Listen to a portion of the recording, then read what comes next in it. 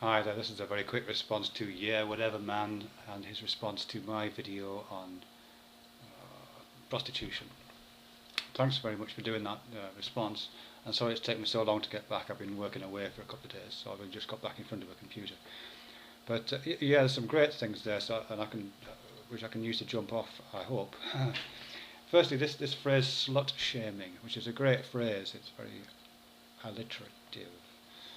Yeah, I mean, it's illustrative in a sense, because I don't really know what I was doing in that video, I guess. Or I was trying to do a number of different things, or provoke what I hoped would be a range of interesting responses. And there certainly has been some interesting responses.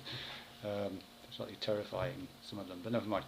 But this thing, slut shaming, is really interesting, because what I was trying to do in that video, which I don't think I achieved, but one of the things I was trying to do was not to do this slut shaming thing. You know, I was trying to albeit in what people are calling a snarky way, to present what you quite rightly defined as a thought experiment. And if there's any shame attached to the activities, they weren't in my video. I'd certainly tried not to present any of the activities, even the very extreme ones that I was talking about, in a way which necessitated them being shameful. If there's any shame attached to them, it's coming from somewhere else other than my proposition. And clearly there is, because most of the comments, and many of the comments that I got, were, you know, associating prostitution with cleaning out toilets, and all kinds of activities which, again, in and of themselves shouldn't be shameful activities, but which for all kinds of sociological and political and economic reasons have low status. So whether we like it or not, I'm not saying we can't change this in time, but whether we like it or not, at the moment, sexual activity for money seems to be associated in people's minds with something shameful, and your use of the term slut shaming is a good indication of that. This thing about not working on men, I think that's true. Yeah, it is true. The sexual dynamics are very different, and just sexual desire is very different between men and women. As I kind of commented in a previous video, and as was referred to in the original video that Zomgits Chris and the other women put together, the sexual differences, the differences in sexual desire between men and women, is the very thing that produces the market for the sex industry uses. If there wasn't a differential between male and female desire, there wouldn't be a market. But the fact that there is means there's a market.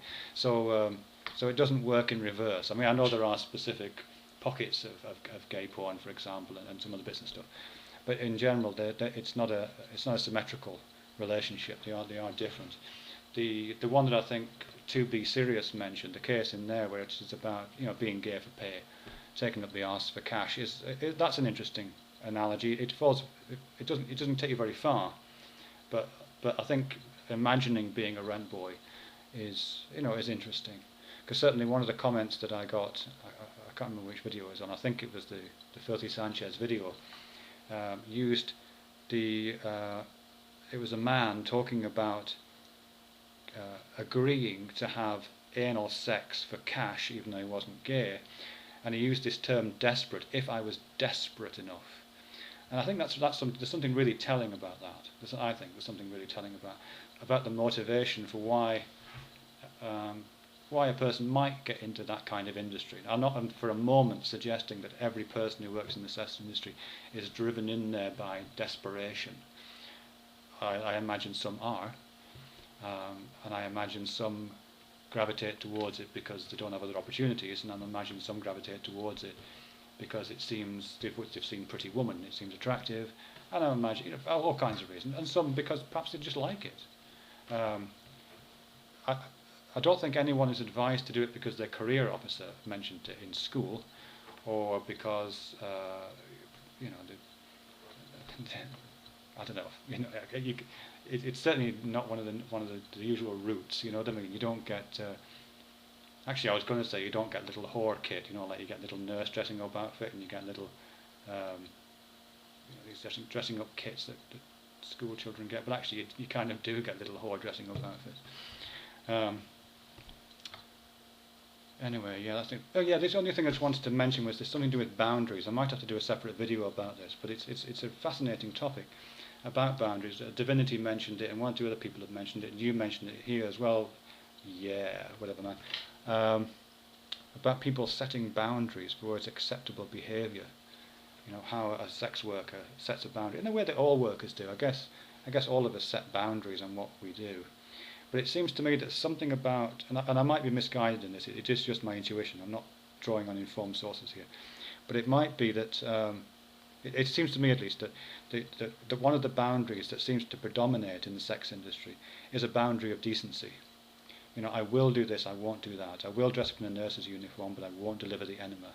You know, I will, I don't know, you can sketch in the rest. You know, it's always a boundary of acceptability and unacceptability on a scale of decency, or on a scale of humiliation, or a scale of degradation.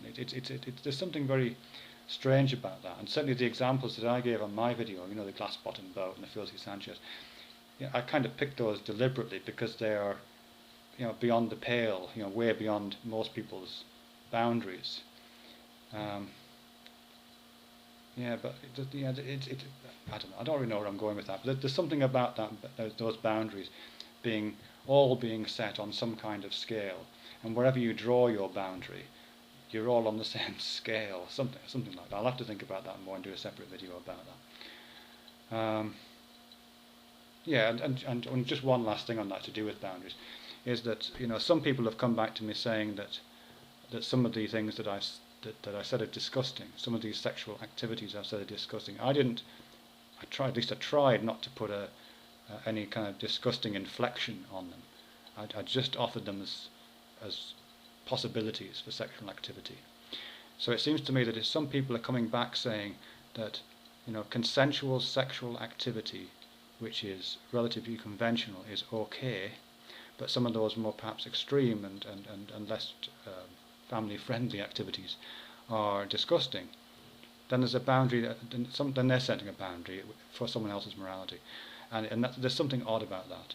Again, I'll have to think more about it, but again, you've helped to drive that thought for me, which has been really useful.